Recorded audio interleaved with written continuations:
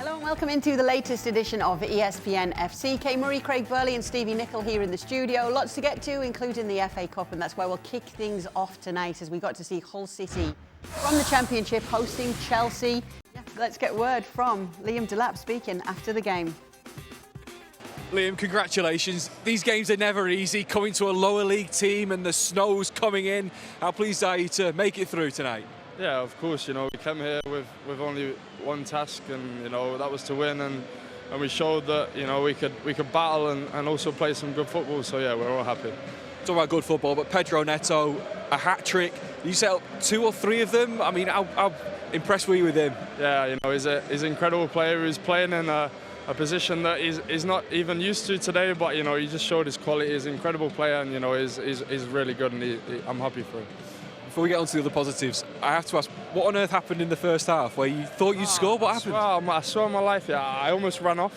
I thought it went in, and then obviously I was waiting for the ref to blow his whistle. Obviously I should have just put it in a second time, but yeah, crazy. I mean, we had a look, it's like 2 inches, if that, from going over the line. Yeah, I don't know, it's silly from me, but I thought it went in. And the goal from the corner as well, did that go all the way? Is that planned? We saw your manager turn around and point to Bernardo Cueva, the set-piece coach. Was that a plan for Neto to go front post and try and get it all the way in? Yeah, we have our ways of, applying pressure on the corners, and, we've been so close so many times, and, it's always nice to see one going. And look, after the midweek draw with Leeds, your manager said that you need to stop being sloppy and get a 90-minute performance in. Do you think you got close to that today?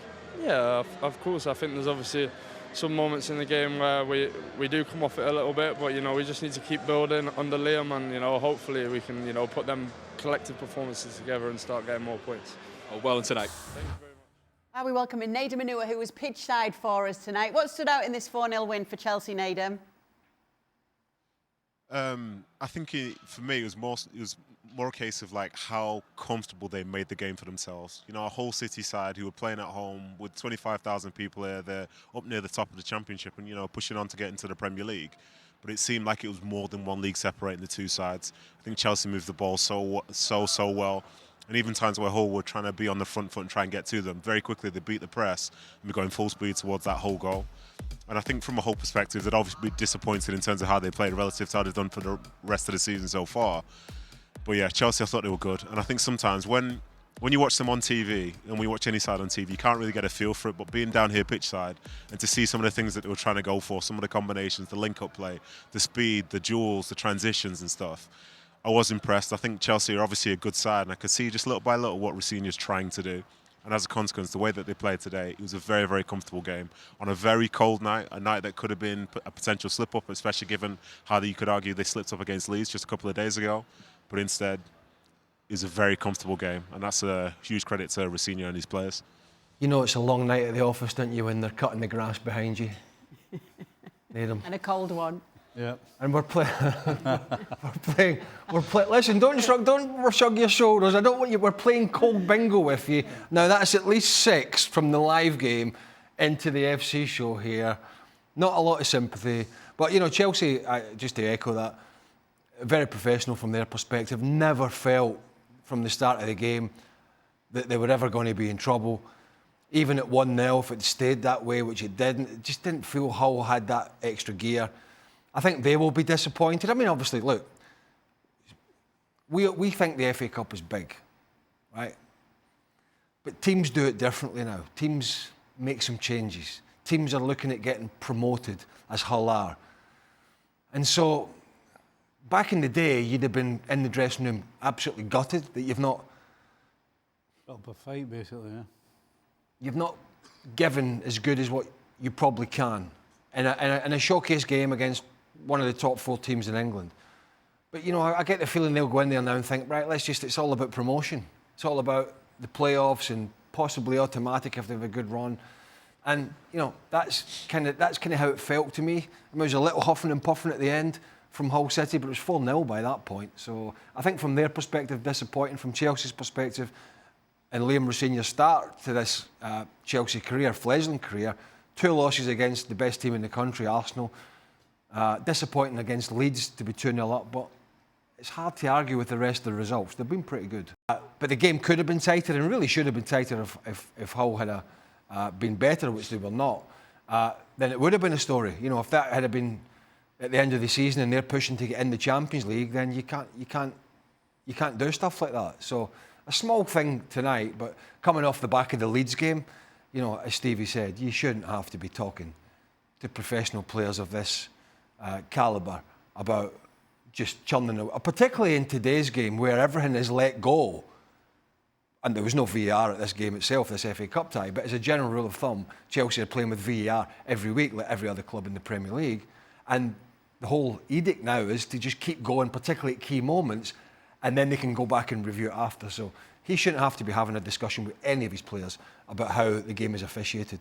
Now, today, Chelsea were up against a team that are a tier below them in the English pyramid, Nedum, but the true test probably lies ahead now for Liam Rosenior when you look at what's coming for Chelsea. Just the next 3 games, Burnley at home, but then Arsenal away and Villa away as well.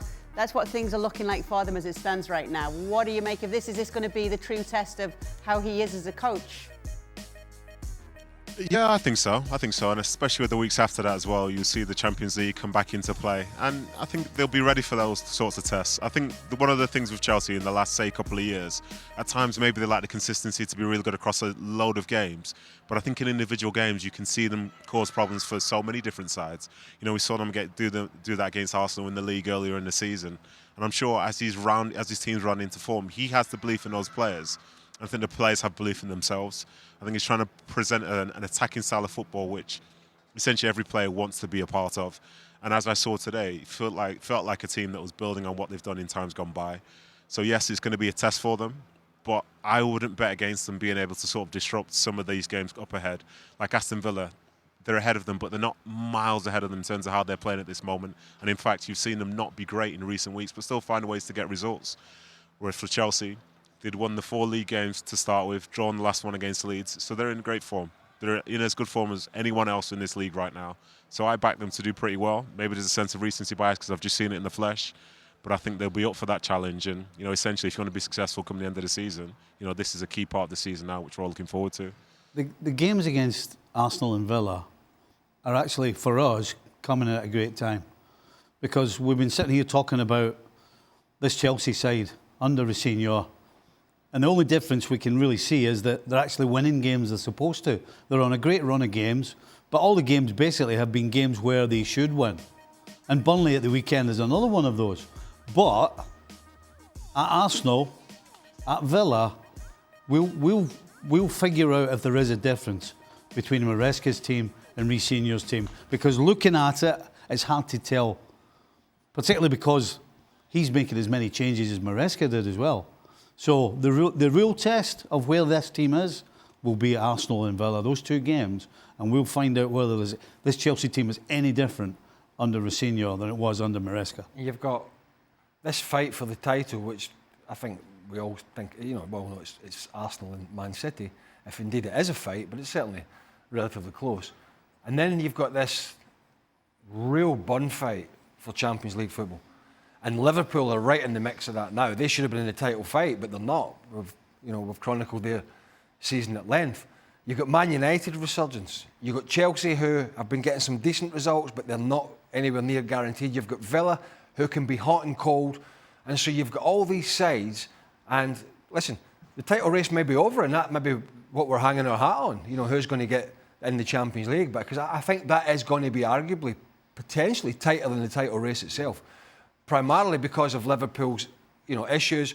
Chelsea, we don't know, as Stevie said, when it gets to the crunch with this manager, with this team, and Man United have sort of taken the hat off and chucked it back in the ring, certainly at this moment in time. So it's going to be a big end to the season. I don't know how it would be viewed for any of those sides. I mean, Arne Slot was asked last week, would it be acceptable if Liverpool didn't get in the Champions League? And he said no, it would not be acceptable. And I would imagine Liam Rosenior's employers, even though they employed him to a sense at Strasbourg as well, would view it exactly the same.